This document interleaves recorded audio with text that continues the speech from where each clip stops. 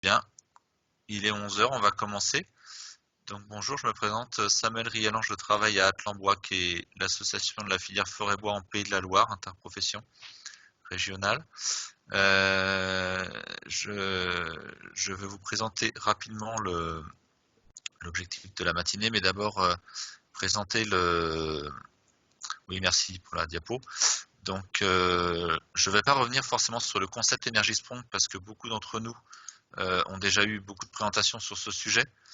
Je vais vous présenter plutôt l'initiation de ce club réhabilitation qui travaille donc sur Energy Sprong en Pays de la Loire, qui a été monté en fait suite à une initiative de l'Union sociale pour l'habitat qui vise à appliquer la démarche Energy Sprong à plusieurs milliers de logements en Pays de la Loire.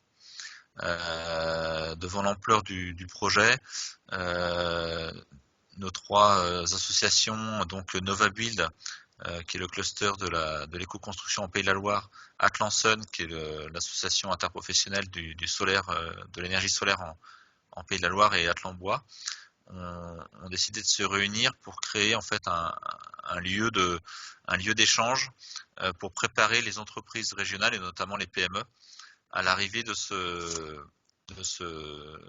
marché potentiel important de rénovation énergétique à énergie zéro.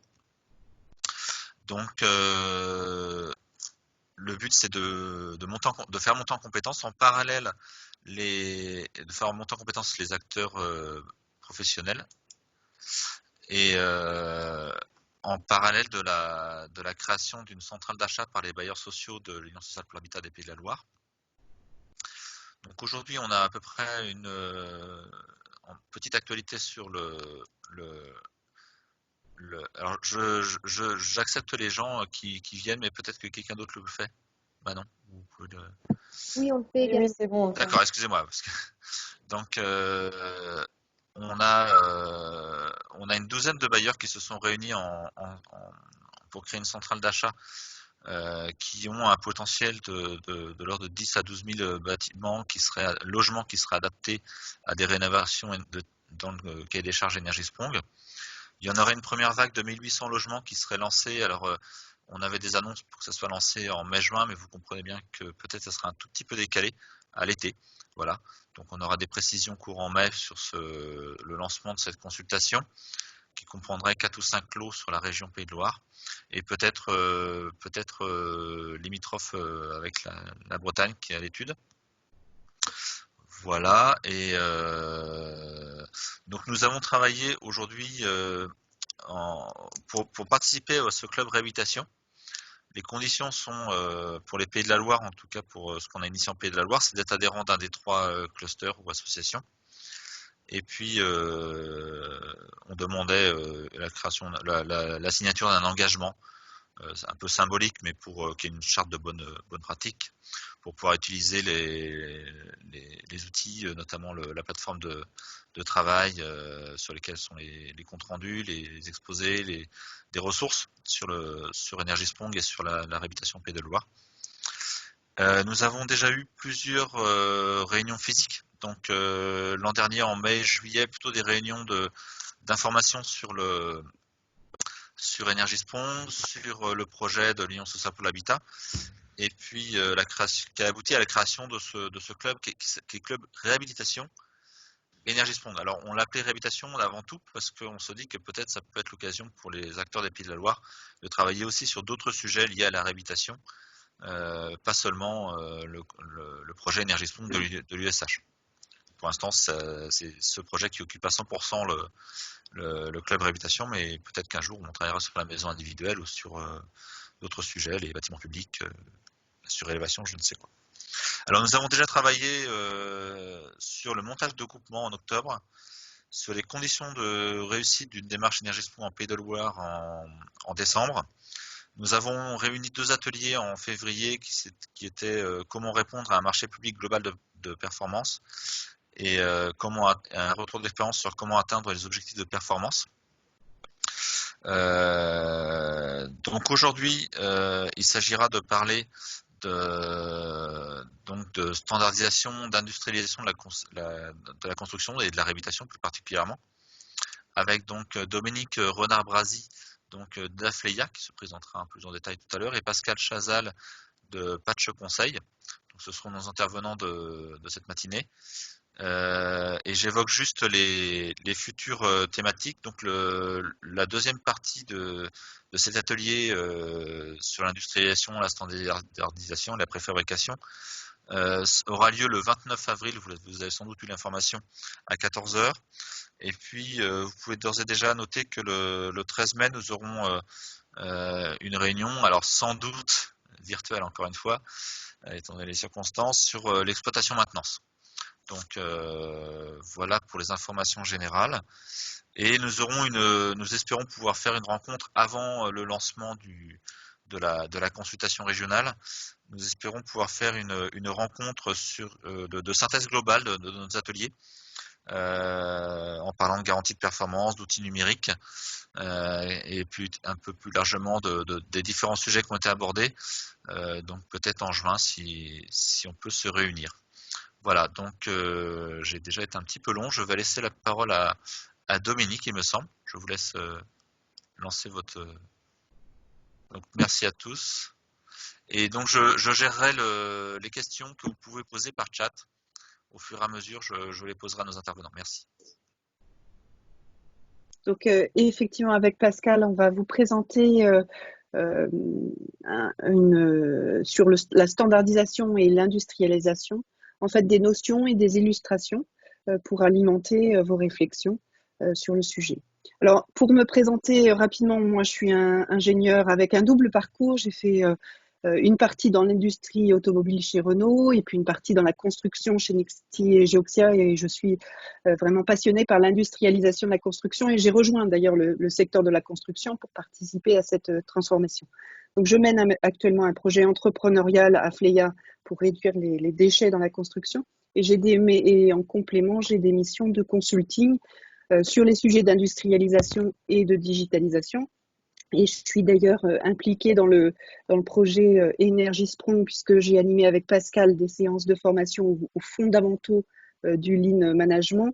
Et puis, je suis support aussi méthodologique d'IFME à la société Tecoff qui travaille sur un projet Vilogia. Donc, ce qu'on vous propose, en fait, c'est de plusieurs parties à cette présentation. L'enjeu du programme Energy Sprong, c'est vraiment de réussir à massifier et accélérer la rénovation thermique en France. Et pour ça, en fait, il faut impérativement réussir deux choses, réduire les coûts et réduire les délais de mise en œuvre des solutions. Et un des leviers principaux de la réussite d'un tel projet, ça va être la capacité à standardiser une partie de l'offre et à l'industrialiser. Sauf que, en fait, le premier réflexe que l'on a généralement, c'est de se dire que la standardisation sur un marché aussi diversifié, c'est pas possible, parce que le standard sur les grandes séries, le standard c'est plutôt adapté aux grandes séries. Et puis, c'est parfois vu aussi comme une contrainte qui va gêner le travail d'optimisation et d'adaptation aux spécificités des différents chantiers. Alors, je voudrais partager avec vous dans une première partie une autre vision en fait, du standard et de la standardisation et de l'industrialisation pour que le standard devienne un allié dans votre mission de rénovation énergétique et particulièrement Energy Sprong. Alors, je vous propose tout d'abord quelques illustrations de l'efficacité et de l'utilité du standard pour développer à la fois créativité et performance. Alors, Mozart et le standard. Mozart, il n'a pas inventé le solfège, il l'a appris et il l'a utilisé ensuite pour composer ses œuvres. Et le manque de créativité, c'est certainement pas ce qui vient à l'esprit quand on pense à Mozart. En fait, Mozart, il a optimisé son temps, il a maximisé son talent en utilisant un standard qui existait, qui est le solfège.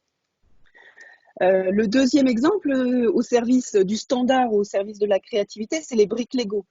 Ça se décline en quelques standards de taille, quelques standards de couleur, et puis avec ces différents éléments, vous pouvez ensuite créer à l'infini.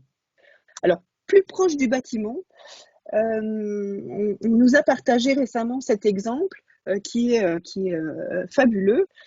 Qui imaginerait que ce bâtiment a été conçu avec un seul et unique modèle de fenêtre?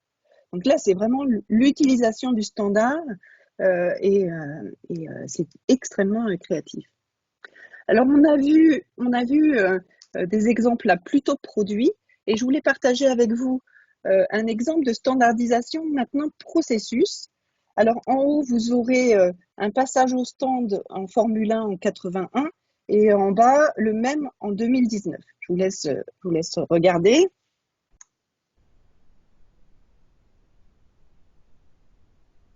Bon, en bas, c'est fini. En haut, ça continue. Vous voyez qu'il tape dans la roue là. Voilà, c'est fini. Donc en haut, 23 secondes, en bas, 3 secondes, et la haute définition et précision du process et sa répétabilité permettent des performances que l'on pensait impossibles en 81. Et ça peut changer le cours d'une course. En fait, par ces différents exemples, j'espère en fait avoir bousculé peut-être des idées reçues sur le standard.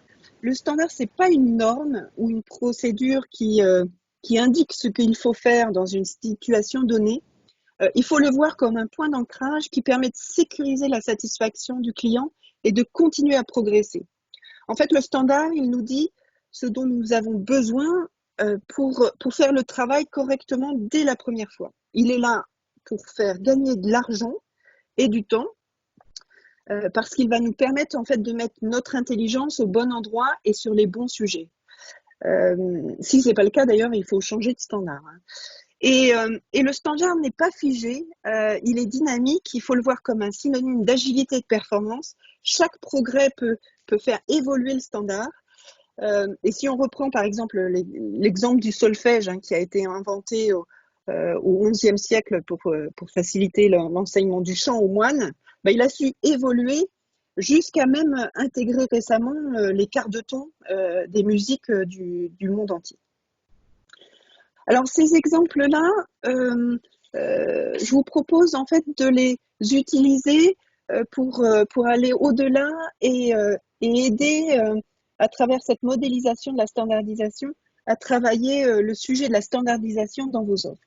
Donc cette modélisation de la standardisation, elle est sur 2 axes.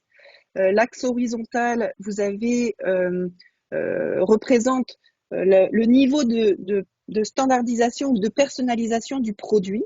Donc plus vous êtes à gauche, plus l'image du produit est standard, et plus vous êtes à droite, plus l'image du produit, la perception du produit est personnalisée, adaptée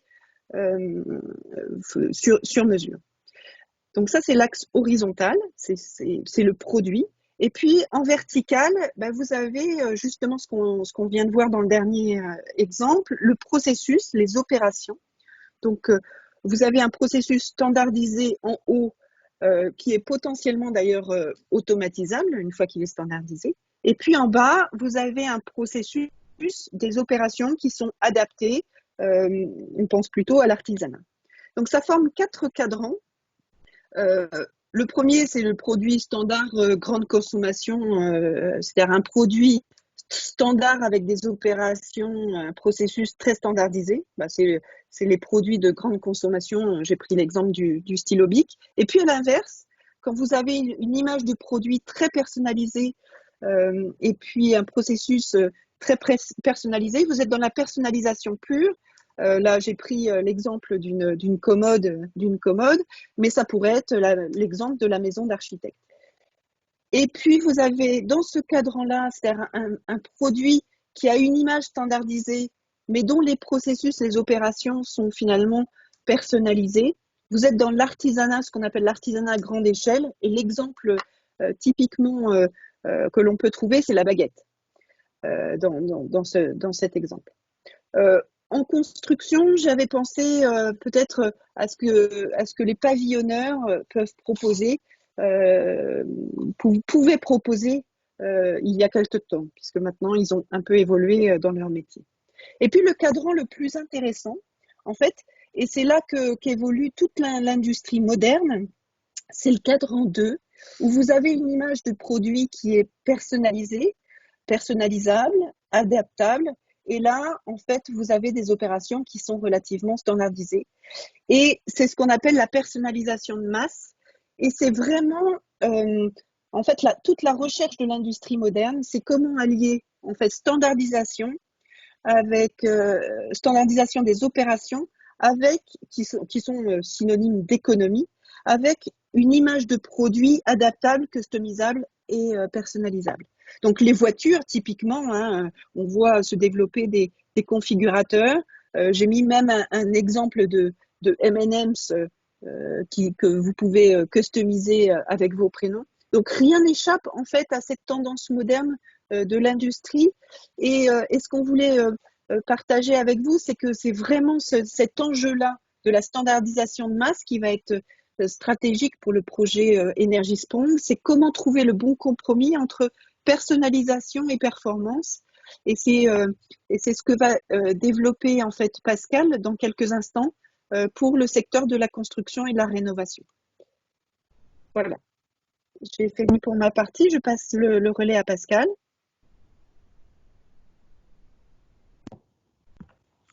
Pascal, on ne vous entend pas, vous avez votre micro. Hop, ça y est. Tu peux passer la slide suivante, Dominique. Voilà, bonjour à tous. Donc Pascal Chazal. Moi, j'ai donc un passé de constructeur et de fabricant. J'ai donc créé la société Auxabois en 1981 et je l'ai développée pendant une trentaine d'années, donc avec bien sûr la fabrication de maisons à ossature bois. J'ai également créé une société qui s'appelle Aqualogie et qui propose des salles de bain fabriquées en usine, qui ont évolué d'ailleurs vers qu'on peut appeler des modules techniques ou des modules énergie. Alors, je suis vraiment passionné par ce sujet de l'industrialisation de la construction. Et depuis en fait que j'ai cédé l'entreprise Auxabois en 2012, je me suis vraiment intéressé à ce sujet et j'ai, comment dirais-je, beaucoup fait de recherche et rencontré beaucoup de gens qui font de la préfabrication, de l'industrialisation dans le monde entier, essentiellement en Europe. Et je suis arrivé finalement à la conclusion que l'industrialisation de la construction, c'était pas du tout un sujet technique, parce que techniquement, on sait préfabriquer beaucoup de choses aujourd'hui, mais c'est plutôt un problème culturel. Et donc, pour essayer de faire évoluer les choses, en fait, j'ai donc créé le groupe Orsite, qui aujourd'hui s'appuie sur 3 activités. La première, nous sommes éditeurs du magazine Orsite. On est également en train de lancer une école de la construction Orsite qui s'appelle le Campus Orsite, qui est une école en e-learning. Et puis, on a une activité de conseil avec Patch Conseil, où on a accompagné Greenflex sur le concours d'innovation Energy Sprong, par exemple. Voilà donc rapidement présenté, Dominique. Alors, quelque chose qui est intéressant, c'est que quand on fait le comparatif entre le monde de l'industrie et puis le monde de la construction, on voit que dans les années 80, la voiture qu'on achetait, c'était la Renault 5. À cette époque, la Renault 5, ça valait 14 mois de salaire. C'était très dépouillé, hein, même le rétroviseur passager, il était en option. 40 ans plus tard, on achète aujourd'hui la petite Clio, qui est juste un objet fantastique, qui a évolué d'une manière prodigieuse par rapport à la Renault 5 et qui a réussi à faire baisser ses coûts pour être plus économique et qui coûte aujourd'hui seulement 10 mois de salaire. Qu'est-ce qui s'est passé? En fait, les industriels ont véritablement bouleversé leur mode de faire. Ils ont adopté toutes les méthodes de l'industrie, notamment le lean manufacturing, le design for manufacture, etc. Et ils atteignent aujourd'hui une efficience de 85%. Alors, qu'est-ce que ça veut dire 85%? Si on fait le rapport du nombre d'heures payées à un ouvrier au nombre d'heures pour lequel il fait vraiment de la valeur ajoutée, eh bien, il y a 85% d'efficacité pour les meilleures industries. Ça veut dire seulement 15% de pertes. ils ont réussi, alors la non-qualité, on voit pas le chiffre, mais la non-qualité dans l'industrie, aujourd'hui, c'est de l'ordre de moins de 1%. C'est extrêmement faible. Pendant ce temps, dans le bâtiment, la slide suivante, dans les années 80, un logement, et là on est parti plutôt sur un logement en banlieue pour minimiser l'impact foncier, ça valait 9 années de salaire. C'est 9 années aujourd'hui. Et qu'est-ce qui s'est passé? En fait, on n'a pas progressé. On a peut-être même fait un peu de marche arrière. Et notre efficience est terrible, c'est 20%. Ça veut dire qu'un ouvrier à qui on va payer 100 euros, finalement, va produire en valeur ajoutée seulement 20 euros. Alors vous allez me dire, qu'est-ce qu'il fait tout le reste du temps? En fait, il passe beaucoup de temps à se déplacer pour aller sur le chantier, à se déplacer dans le chantier, à manipuler des objets. Il y a des études qui montrent que les matériaux, par exemple, peuvent être déplacés jusqu'à 8 fois sur un chantier. Ça, c'est pas du tout de la valeur ajoutée. On constate également des coûts de non-qualité très élevés, ça peut aller jusqu'à 30%. Et 30% de coûts de non-qualité, qu'est-ce que ça veut dire? Ça veut dire 30% des matériaux qu'on utilise, qu'on va devoir aller chercher une deuxième fois parce qu'on a cassé, recommencé. Et puis 30% de nos heures qui partent également en fumée. Donc on a des vrais sujets sur l'amélioration de la productivité. Et c'est bien tout le sujet de ce webinaire aujourd'hui. Donc on vous donne quelques exemples de réalisations qui ont été faites en utilisant le Design for Manufacture dont on parlera tout à l'heure. Donc ici on est en Angleterre, c'est une entreprise qui s'appelle Lengo O'Rourke, une entreprise générale du monde du béton, qui possède une usine très importante dans laquelle ils ont investi 150 millions de livres. Et qui sont capables de produire des éléments à très forte valeur ajoutée. Donc ici, vous voyez une tour de 41 étages, construite à 70% hors site, avec des composants. Vous avez des composants de poteaux, vous avez des composants de prémurs, vous avez des composants de gaines verticales, de balcons, de salles de bain, vous voyez 499 salles de bain préfabriquées, etc., etc. Et avec tout ça, eh bien, une tour qui ressemble à celle qu'on peut avoir à la Défense et qu'on n'imaginerait pas une minute ayant été préfabriquée dans une usine. Avec bien entendu un avantage considérable en termes de délai, puisque le délai de construction est divisé par 2 par rapport à une construction classique, et également une très grande amélioration de la qualité. Suivant. Un exemple extrême, là c'est de la standardisation poussée jusqu'au bout, c'est le logement vu par Ikea. C'est le fondateur de Ikea qui, il y a une quinzaine d'années, trouvait qu'il y a certaines catégories de familles à qui les promoteurs ne proposaient pas de logement. En tout cas, il n'y avait pas de logement qui était à des prix suffisamment abordables pour que certaines familles puissent accéder à la propriété. Et donc, ils ont finalement décidé de s'atteler à cette tâche et ils ont réussi à proposer des logements qui sont 25% moins chers que tous les concurrents. Alors c'est basé, tu peux y aller Dominique, c'est basé sur vraiment la standardisation maximum. Ils ne proposent que 3 typologies de logements et ces 3 typologies de logements, ils sont capables de les fabriquer avec 5 modules seulement. Donc un T2, un T3, un T4 avec 5 modules seulement. Et on est vraiment dans de la standardisation en tout craint, c'est-à-dire que les clients ne peuvent pas changer quoi que ce soit, ils achètent les logements tels qu'ils sont, mais à la mode Ikea, les gens ont comment dirais-je, un petit panier d'achat dans les magasins Ikea et ils vont s'approprier leur logement finalement avec la déco, le mobilier. Et quand vous allez visiter les opérations Boklok Ikea, elles sont très très sympas. Il n'y a pas un logement pareil, alors que finalement c'est de l'ultra standardisation. Suivant. Ici, on est en Angleterre avec Urban Splash qui a une croissance très forte, qui vient d'ailleurs de faire entrer au capital de sa société une société japonaise qui s'appelle Seikusi House, qui ont investi 200 millions de livres chez Urban Splash. Et donc, eux, leur idée, c'est de standardiser également, mais de laisser la possibilité aux gens de s'approprier l'intérieur de leur logement. Donc, on va sur la gauche d'un espace très ouvert jusqu'à sur la droite un espace complètement fermé. Et ça va se réaliser avec le mobilier. Suivant.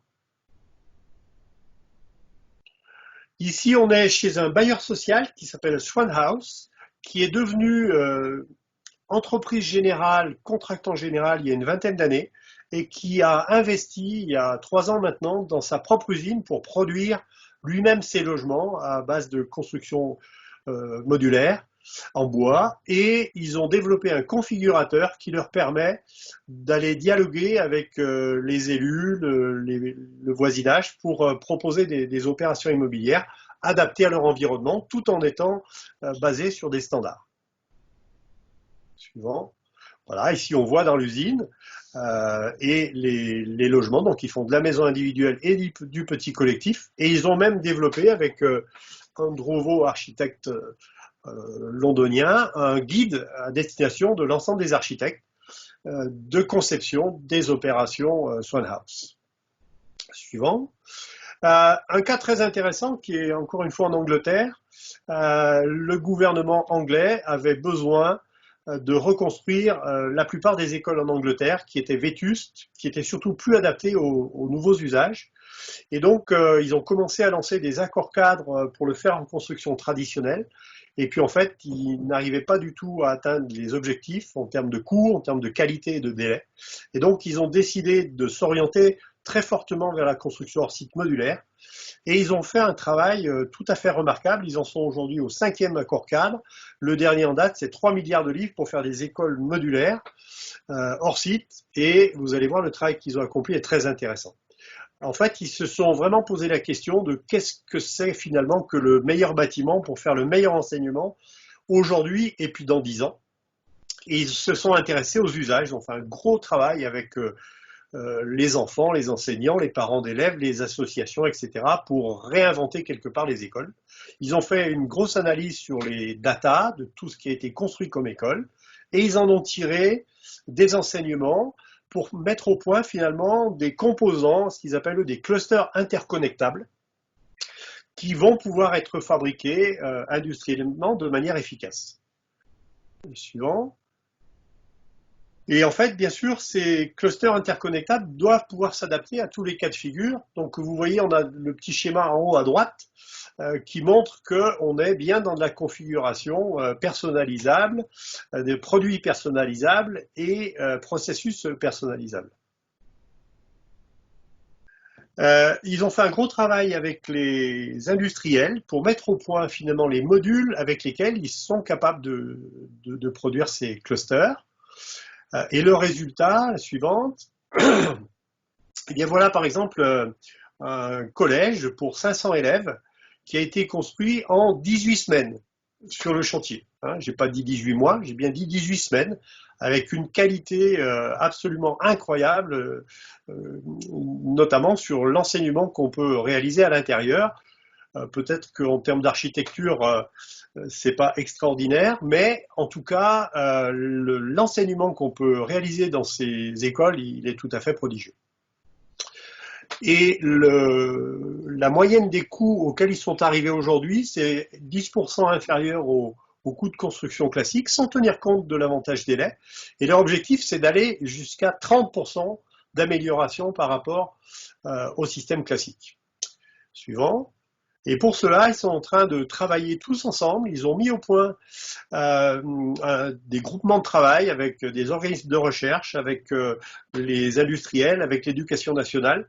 Et ils sont en train de travailler à la mise au point de systèmes, de technologies qui vont leur permettre d'aller encore plus loin dans la standardisation. Ici, par exemple, ils ont retravaillé sur un système d'assemblage des modules par un assemblage mécanique pour supprimer finalement l'action de soudure parce que avec le volume qui se développe, eh bien, ils constatent qu'ils ont du mal à recruter des soudeurs, donc ils ont essayé de trouver des solutions pour faire autrement. Et ça leur permet d'améliorer de l'ordre de 25% le coût d'assemblage d'un module. Voilà, donc Dominique, à toi de reprendre la main. Donc là, pour le quart d'heure qui reste, après justement ces généralités sur le standard et puis les illustrations de ce qu'on peut faire sur la personnalisation de masse dans la construction, on voulait sur le dernier quart d'heure partager avec vous sur comment on fait les méthodes pour arriver à faire ça. Donc, moi, je vais parler plus généralement de ce qu'on appelle la démarche Design to X. Et puis, Pascal, ensuite, fera un petit focus sur le Design to Manufacturing and Assembly, DFMA, particulièrement adapté à la préfabrication et au hors-site. Donc, généralement, en fait, ce design to X, X, ça peut être la logistique, le coût, en fait, toute autre performance qu'on va cibler par le projet. C'est une démarche de conception qui est largement maintenant répandue dans tous les secteurs industriels. Et c'est une démarche qui trouve ses racines dans le lean management, qui est en fait la philosophie industrielle agile par excellence. Alors, c'est une approche qui est non seulement une méthode de travail pour les ingénieurs de conception, mais elle doit être aussi vue comme un outil de gestion qui permet en fait d'intégrer les spécialistes dans le processus de conception, de prendre des décisions de compromis sur les caractéristiques importantes du projet et de conduire les décisions de conception vraiment pour atteindre les objectifs. Donc, on va détailler rapidement en fait les activités clés de cette démarche et puis Pascal zoomera sur ce que peut être finalement le Design to Manufacturing and Assembly, DFMA, qui est une variante du Design to X avec comme objectif la rapidité et la facilité de l'exécution chantier. Alors, le Design to X, tout d'abord, c'est le raisonnement par la valeur. C'est-à-dire que il est important en fait de coller sur ce que veut vraiment le client. Et je vous ai mis là en fait un dessin qui est un dessin du directeur de projet de la Twingo, Yves Dubreuil. Ce dessin date des années 90. Et il avait été, en fait, c'est ce directeur de projet qui était exceptionnel, avait fait ce dessin pour faire comprendre à ses équipes ce qu'était le design to cost et pourquoi effectivement il fallait remettre en cause certaines choses dans la façon de concevoir pour réussir à atteindre l'objectif. La Twingo, c'était vraiment le démarrage du design to cost chez Renault. Donc là, vous avez un camion, il doit passer dans le tunnel dont la hauteur est déterminée par le prix du marché. Et puis, il y a plein de bonnes raisons pour dépasser cette limite. C'est-à-dire qu'il y a toutes les précautions que l'on peut prendre, les sécurités, la belle technique. Alors ça, dans l'automobile, c'était particulièrement le cas. Et puis, la force des habitudes, c'est-à-dire que finalement, on fait et on se remet pas en cause. On se remet pas en cause. Et donc là, vous avez Yves Dubreuil qui dit « nous devons faire quelque chose ». Et donc, en fait, cette démarche-là, c'est vraiment de comprendre les besoins du client, de les hiérarchiser et de tout le temps se centraliser, se centrer sur ses besoins clients. Je vais vous donner un exemple personnel. Moi, j'avais mené un projet de standardisation des armatures de siège très, très important sur la Logan, avec des gains économiques vraiment, vraiment conséquents. Et on a eu tout simplement un refus de la direction de projet qui s'est assis sur l'économie présentée. Et pour une seule raison, c'est que l'espace pour les pieds à l'arrière était insuffisant pour les clients russes qui utilisaient la Logan en hiver avec des grosses bottes. Donc, c'est vraiment se dire, mais que veut le client? Comment j'arrive à le satisfaire? Deuxième pilier de la démarche, c'est une démarche qui est très structurée, qui en fait balance sans cesse créativité et convergence c'est une démarche collaborative et il est clé en fait de confronter les différentes expertises et compétences dès le démarrage de la phase d'étude pour limiter en fait la taille des boucles itératives que l'on peut avoir quand on fait du design classiquement. Et la base de cette démarche, c'est qu'on va découper le projet en sous-éléments. On va explorer différents scénarios sur les sous-ensembles avec les différentes parties prenantes. Les fournisseurs sont impliqués très tôt et on va converger progressivement par petites boucles vers un système cohérent et performant. Et deuxième pilier très important, il est critique dans cette démarche de repérer très très tôt les leviers économiques qui sont à la disposition des concepteurs et de fixer en fait ces leviers-là qu'au moment où c'est vraiment nécessaire. C'est-à-dire qu'il va falloir faire les choix au bon moment et laisser libre en fait quelques options pour pouvoir ajuster au mieux le projet. Donc on va changer les coûts et les solutions en travaillant sur ce qu'on appelle les inducteurs de coûts. Les inducteurs de coûts, c'est ce qui fabrique le coût, c'est-à-dire le nombre d'heures de main-d'œuvre, le poids de la matière, le type de camion pour faire le transport, etc.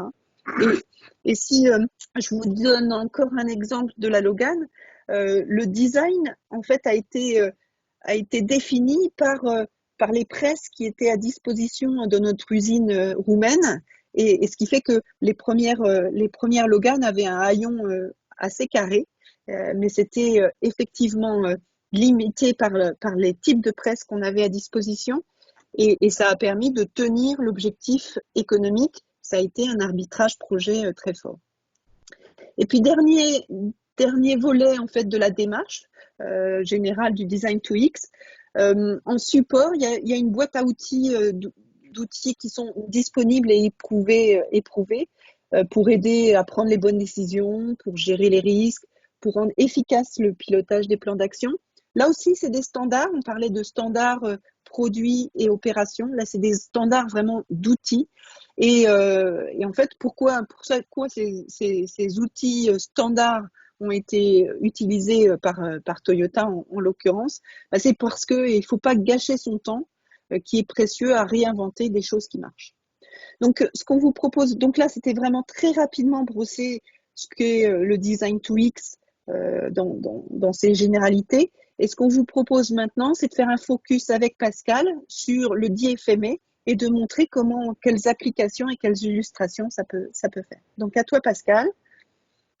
Voilà, donc le DFMA, donc Design for Manufacture and Assembly, donc c'est en fait l'assemblage de deux techniques.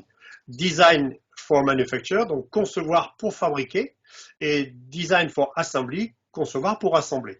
Et donc on allie les deux, et c'est quelque chose d'extrêmement puissant, mais qui change véritablement la manière de faire que nous pouvons avoir dans le bâtiment.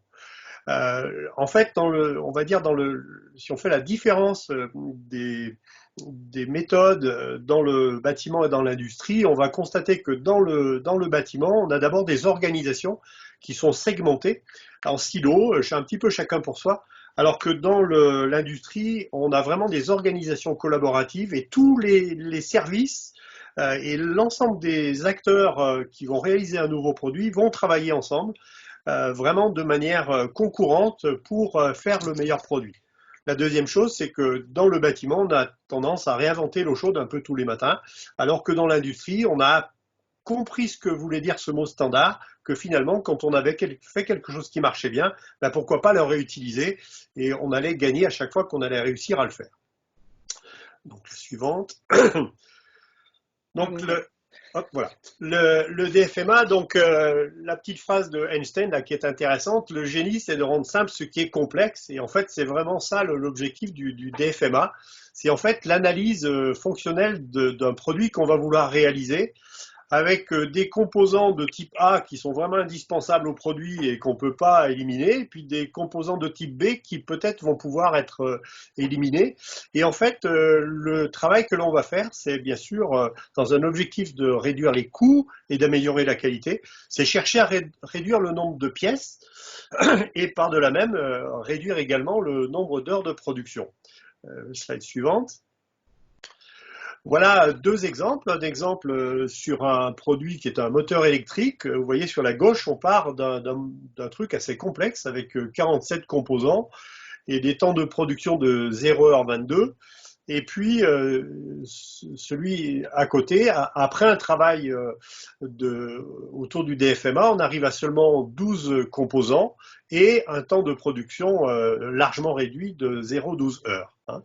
Je tiens d'ailleurs à rajouter que dans les relations qu'il peut y avoir, et Dominique pourra en parler plus que moi, dans les relations qu'il peut y avoir entre un industriel comme Renault et puis un sous-traitant comme Faurecia ou Valeo, il y a un échange d'une transparence totale sur les coûts et sur les heures. C'est-à-dire qu'on sait exactement ce que coûte une heure, on sait exactement ce que coûte une pièce et on échange ensemble pour être capable de faire le meilleur produit ensemble.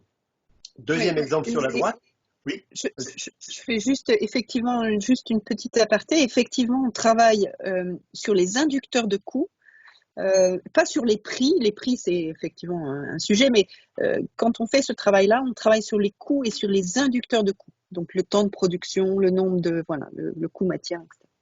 C'est ça. Donc exemple sur la droite, c'est dans l'aéronautique pour un hélicoptère. Donc c'est une pièce, je ne sais pas à quoi ça sert, mais avec, vous voyez sur la gauche, 5 pièces de métal, 20 outils, 32 heures de production. Et puis à l'issue d'un travail de DFMA, on arrive à seulement 2 heures de production et 45% des coûts réduits. Donc c'est tout à fait intéressant. Alors, slide suivante pour se rapprocher un petit peu de notre monde de l'immobilier. Vous avez sans doute entendu parler d'une société américaine qui s'appelle Catera, qui a fait beaucoup parler d'elle parce qu'ils ont levé 1,150 milliard de dollars pour quelque part réinventer l'immobilier. C'est une entreprise complètement intégrée. Ils ont intégré les architectes, les ingénieurs. Ils ont racheté des entreprises de contractants en général, ils ont racheté des usines, ils sont en train de créer de nouvelles usines et ils prennent un projet de A jusqu'à Z, ils font la conception et ils le livrent clé en main. Et en fait, ils s'inspirent beaucoup de l'industrie et quelque part, ils nous disent, voilà, on voudrait que tous les produits chez Catera soient des produits comme on le fait dans l'industrie, qui soient sélectionnés en fonction d'un certain nombre de critères. Et par exemple, j'imagine, Dominique, chez Renault, que quand vous choisissiez un tissu pour les sièges de la Logan, eh bien, c'était pas par hasard, et ça correspondait à un certain nombre de critères. Catera nous dit, en fait, il faut que ça corresponde à 4 critères, et que ces 4 critères marchent en même temps. C'est-à-dire que le produit doit être beau, il doit être design, il doit être fiable pour durer longtemps, il doit être facile à utiliser, donc ergonomique, et en plus il doit être économique. Et ces 4 critères doivent fonctionner en même temps. Et Catera nous dit, eh bien en fait, on a commencé par les robinets, on a fait le tour de la Terre pour chercher des robinets, on n'a jamais trouvé un seul robinet qui corresponde à ces 4 critères en même temps. Donc qu'est-ce qu'on a fait? On les a designés, on a fait du DFMA et on les fabrique. Voilà donc un exemple qui se rapproche de nous dans le domaine de l'immobilier. Autre exemple, c'est Factory Zero. Donc Factory Zero, c'est une société hollandaise qui s'est intéressée justement au marché Energy Sprong pour changer finalement le système énergétique des maisons. Au début, ils ont commencé à installer sur place des systèmes classiques, mais ils ont trouvé ça pas performant, puis ça durait trop longtemps, ça dérangeait les gens, etc.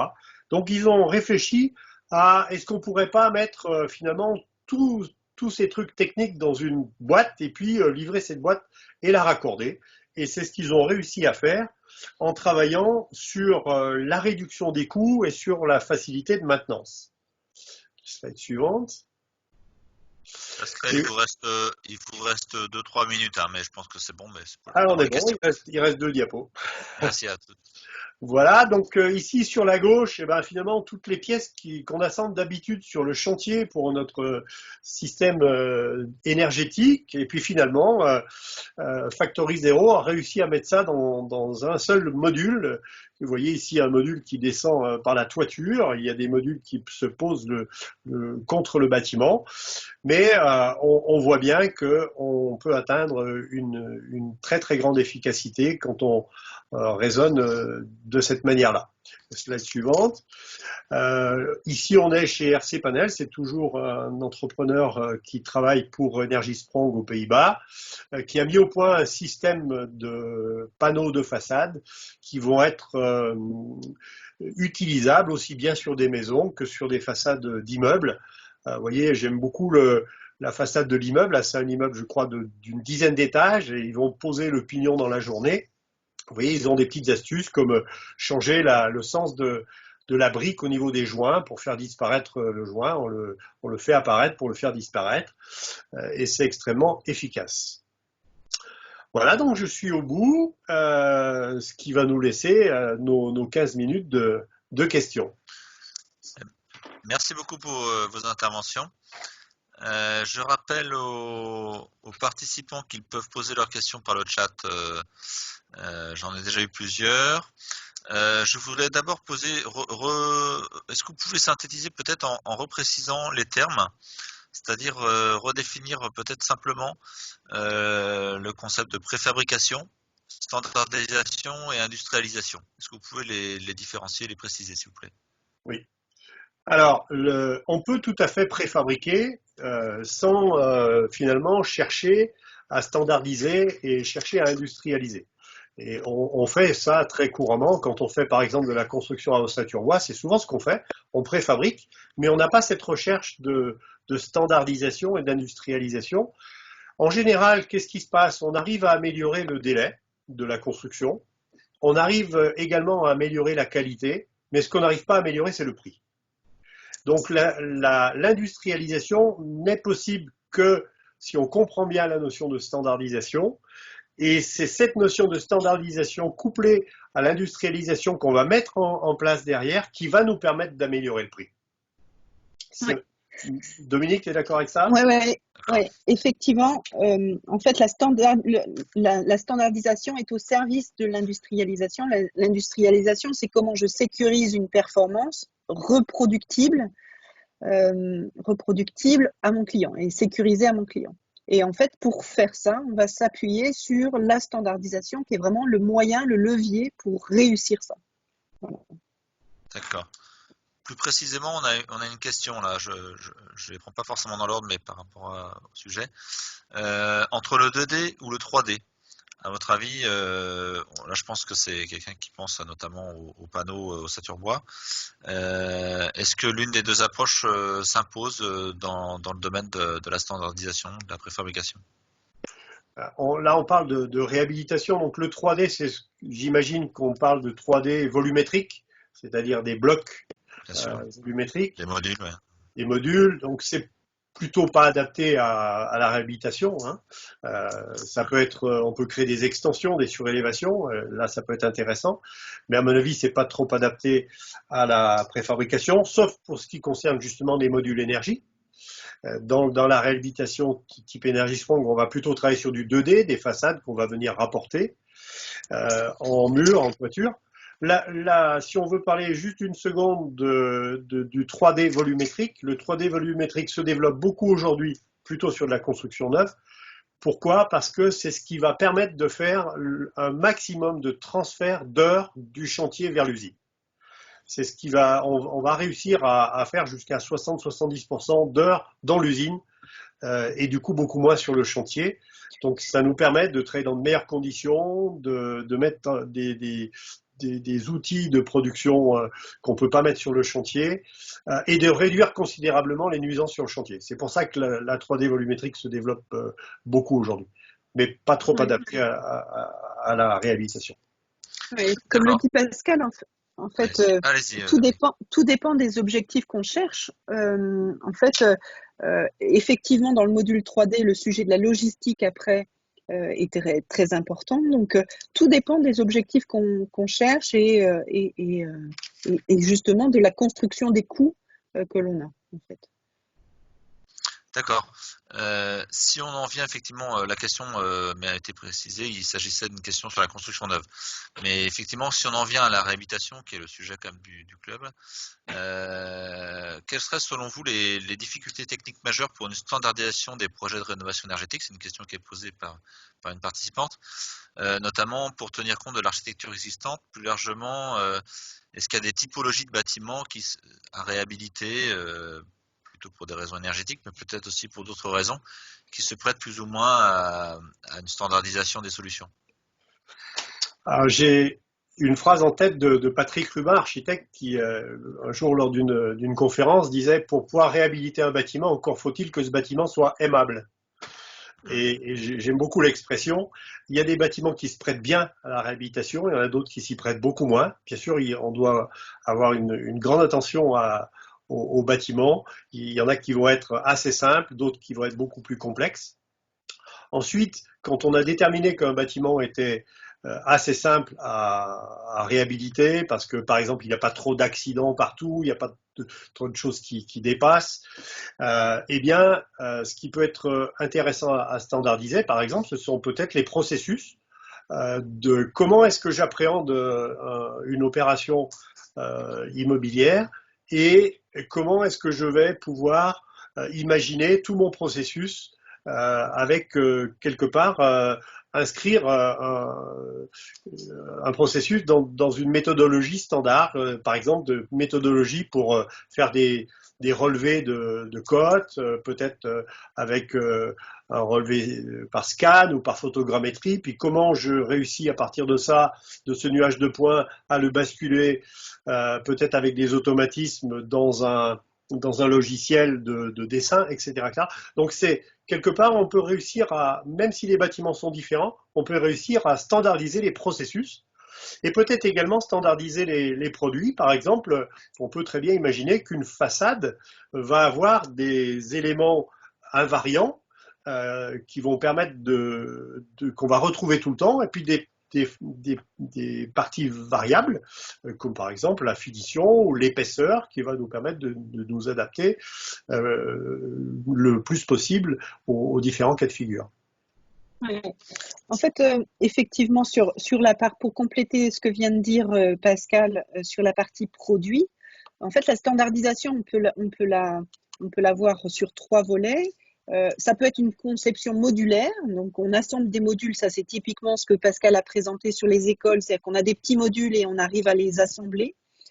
C'est une conception paramétrique, donc là c'est l'exemple que venait de parler Pascal, c'est-à-dire qu'on a des paramètres qu'on arrive à faire varier, mais sinon en fait on mutualise quand même les études, etc. sur une grosse partie, et puis après le dimensionnel peut être paramétrique. Et puis, ça peut être le 3e volet, c'est la diversité au plus tard. C'est-à-dire qu'on a une pièce et puis, par exemple, le bardage, on le fera au dernier moment. En fait, c'est aussi ce qu'on utilisait dans l'automobile. C'est la diversité, on la fait vraiment au plus tard dans le processus, mais tout le reste est standardisé. Tout ce qui ne se voit pas est standardisé. C'est les 3. Sur la partie produit, ça peut être les 3 axes à développer. On appelle la différenciation retardée. Oui, c'est ça. D'accord.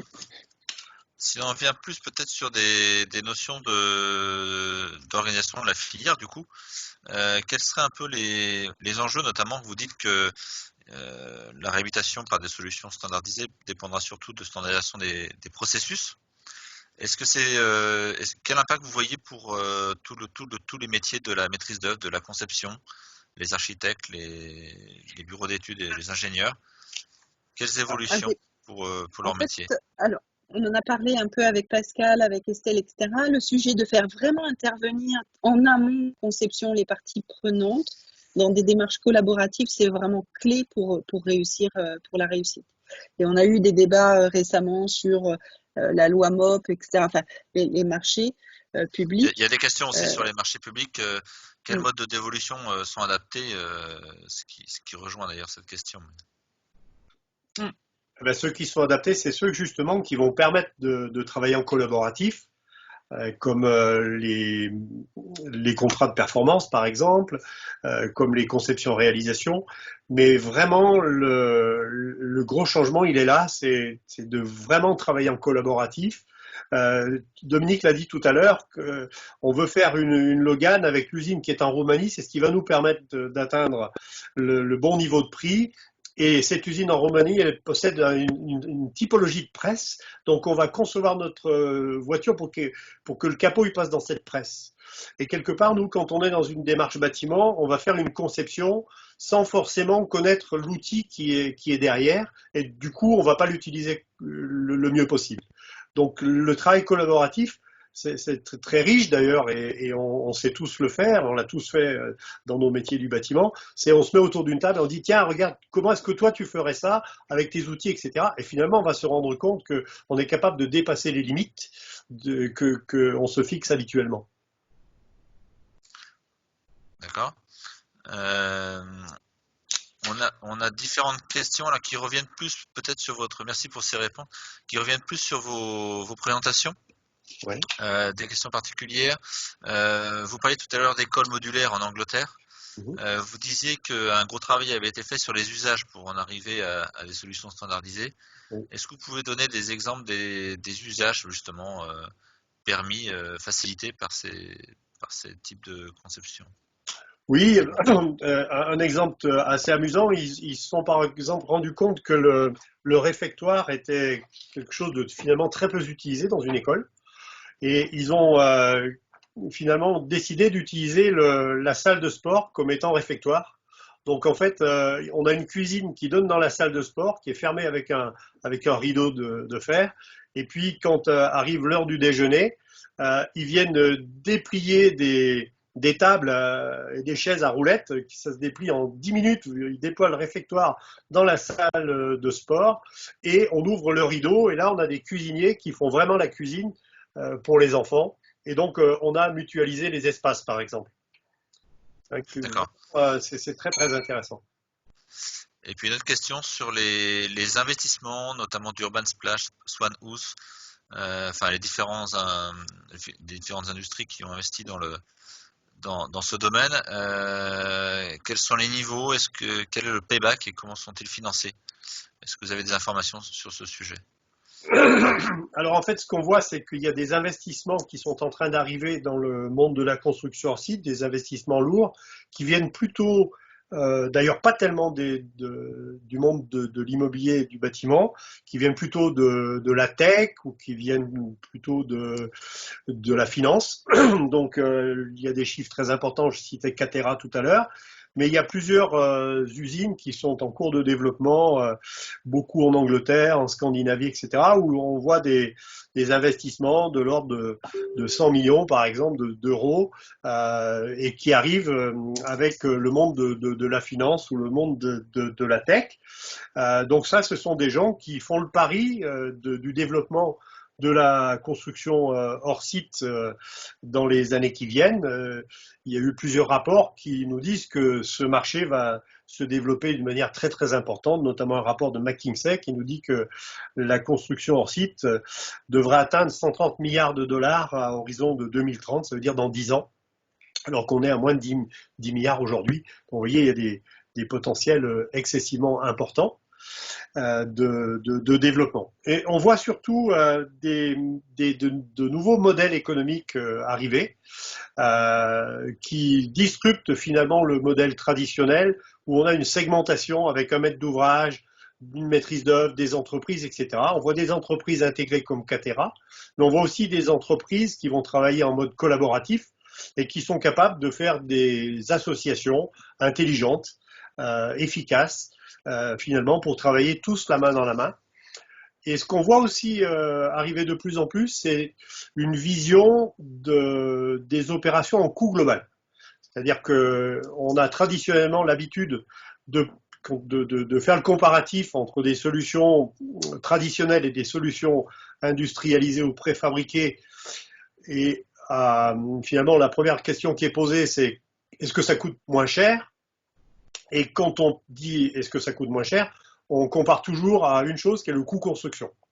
Or, aujourd'hui, tout le monde sait, il y a des moteurs de calcul du CSTB qui existent, qui nous font la démonstration que si on prend une opération sur 30 ans, le coût construction ne représente que 20% du coût global.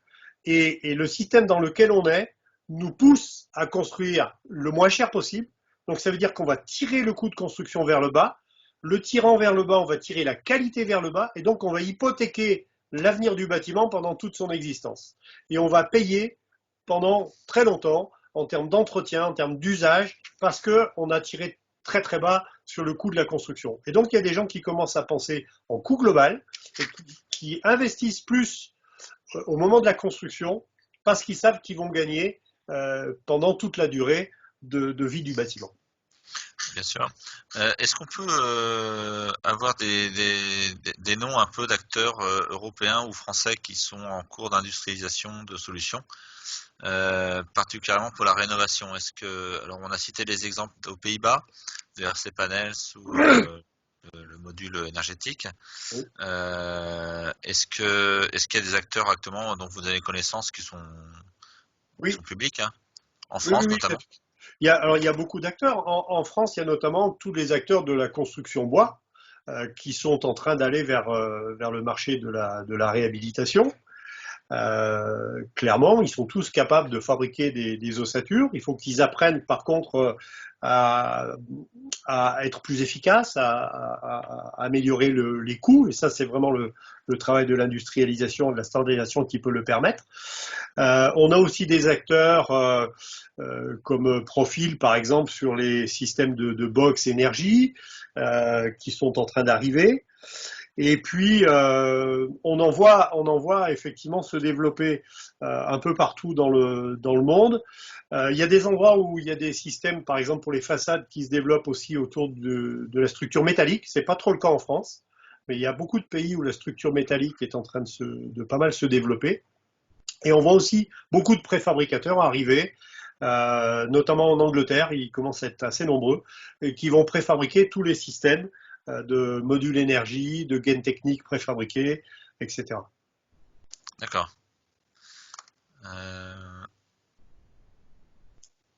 Alors, tout à l'heure, on n'a pas eu tout à fait la réponse. Il y a une nouvelle question encore sur comment les architectes sont attendus dans la démarche. Oui. Alors, la question, je pense qu'elle est à la fois pour vous, mais aussi pour en général la démarche Energy Sprong. C'est une question qu'on a de façon récurrente dans les ateliers qu'on fait avec les professionnels. Effectivement, se pose la question, voilà, par exemple, dans quelle mesure l'industrialisation à l'échelle du bâtiment ne s'éloigne pas d'une architecture bioclimatique intégrée dans un site précis à des usages spécifiques sur mesure. Et puis de façon aussi plus poétique peut-être. Est-ce qu'on n'est pas en train d'uniformiser la production architecturale avec ces solutions-là? Eh bien, surtout pas. Surtout pas. Il faut bien sûr qu'on soit capable d'être tout ce que vous avez dit, bioclimatique, biosourcé, tout ce qu'on a envie de faire. L'architecte, il a un rôle important dans justement son appréhension du programme sur lequel on va travailler et de faire que le produit final va être un produit juste fantastique pour les gens qui vont l'habiter et puis pour tous les voisins et pour la collectivité. Mais l'industrialisation ne va être qu'un outil au service de ça, ne doit être qu'un outil au service de ça. Et pour ça, il faut qu'il y ait vraiment un travail de collaboration. Il faut qu'il y ait un partage, il faut qu'il y ait un échange avec ceux qui vont réaliser le travail derrière, pour en tirer le meilleur jus quelque part. Hein. Ce qui marche pas, c'est que on a un concepteur qui conçoit quelque chose et puis qui ensuite va lancer une consultation et un appel d'offres. Et celui qui finalement va répondre à l'appel d'offres va avoir finalement deux choix. C'est soit de remettre en question tout ce qui a été pensé avant, soit d'adapter son outil à ce qui a été pensé. Dans les deux cas, c'est une perte de temps et d'énergie considérable. Donc c'est vraiment ce travail collaboratif, d'osmose, où on a envie de faire les choses ensemble. Ouais. Et je rajouterais que le rôle de l'architecte, il est clé pour la connaissance des usages, hein, puisque c'est lui qui va effectivement être porteur de ce sujet de l'usage. Et puis, je rejoins, en fait, il y avait un architecte qui était intervenu au colloque à Batimat qu'avait organisé Pascal, qui expliquait que finalement son rôle effectivement avait changé, mais que il devenait créatif avec les standards qui lui étaient imposés, un peu comme Mozart avec le solfège, il a un standard, il l'utilise, mais ça ne l'empêche pas d'être créatif. Et j'avais bien aimé en fait cette intervention qui était à la fois sur effectivement leur rôle se recentre sur les usages et sur comment je reste effectivement créatif avec des standards qui sont mis à ma disposition. C'est ce qu'on. Là, leur rôle est critique pour le coup. Ça. Tu parles donc de Rory Bergin de l'agence HTA, qui sont vraiment les plus grands spécialistes aujourd'hui de la construction modulaire. Et en fait, ils se sont intéressés à la construction modulaire, et j'aime beaucoup Rory Bergin quand il nous explique ça, parce qu'ils en avaient marre finalement de ce qui se passait. Ils en avaient marre d'avoir des chantiers qui marchent jamais. Ils en avaient marre de se battre avec leurs clients, de se battre avec les entreprises. Et ils avaient franchement l'impression de dépenser leur temps et leur énergie au mauvais endroit. Donc ils se sont dit, il faut qu'on arrive à mettre notre énergie au bon endroit, arrêtons de réinventer tout le temps, essayons de trouver une démarche beaucoup plus structurée. Ça fait maintenant 10 ans que ça marche. Ils font des opérations qui, en termes d'architecture, sont juste géniales. Et ils ont retrouvé le plaisir de faire leur métier, et deux, une très belle rentabilité pour eux et pour l'ensemble des acteurs avec qui ils travaillent. Ils nous disent par exemple que quand ils font le comparatif entre une opération modulaire réalisée de cette manière-là et une opération traditionnelle classique, leur gain de productivité à eux en tant qu'architectes, c'est 70%. C'est juste considérable, parce qu'à un moment donné, ils ont accepté ce vilain mot qu'est le mot standard. Alors, oui, alors on a des remerciements pour vos propos. On a aussi des questions sur justement comment développer ces partenariats de façon concrète. On parlait tout à l'heure des marchés de dévolution de marchés publics. Est-ce que seuls les marchés globaux, à votre sens, sont adaptés, ou est-ce qu'il y a notamment dans le cadre de marchés publics évidemment, notamment Energy Sprong, en tout cas appliqué au logement social. Est-ce que selon vous, il y a, a priori, nous dans la région, ça serait le marché global de performance qui serait retenu? Est-ce que c'est le seul qui est employé, ou est-ce que d'autres types de marchés, notamment dans le cadre de la loi MOP par exemple, pourraient permettre une forme de standardisation, d'arrivée de solutions industrielles sur le marché? Avec la loi MOP, c'est vraiment difficile, parce que l'objectif de la loi MOP, c'est de tout découper en rondelles et d'aller chercher finalement le moins disant dans chacun des lots. Donc c'est assez difficile. On essaie de le faire parfois en faisant des macro-lots. Donc ça peut arriver, c'est possible, mais c'est quand même pas le plus simple. C'est beaucoup plus simple en faisant de la conception-réalisation, en faisant du contrat de performance, en faisant pourquoi pas du PPP, mais vraiment plutôt aller vers des approches conception-réalisation. D'accord. On a des questions aussi plutôt techniques sur les solutions mises en œuvre dans le cadre de la démarche Energy Sprong pour atteindre le niveau énergie. Alors on n'en est pas encore tout à fait là, en tout cas sur la France, puisqu'il n'y a pas encore énormément mais peut-être qu'on peut répondre très rapidement.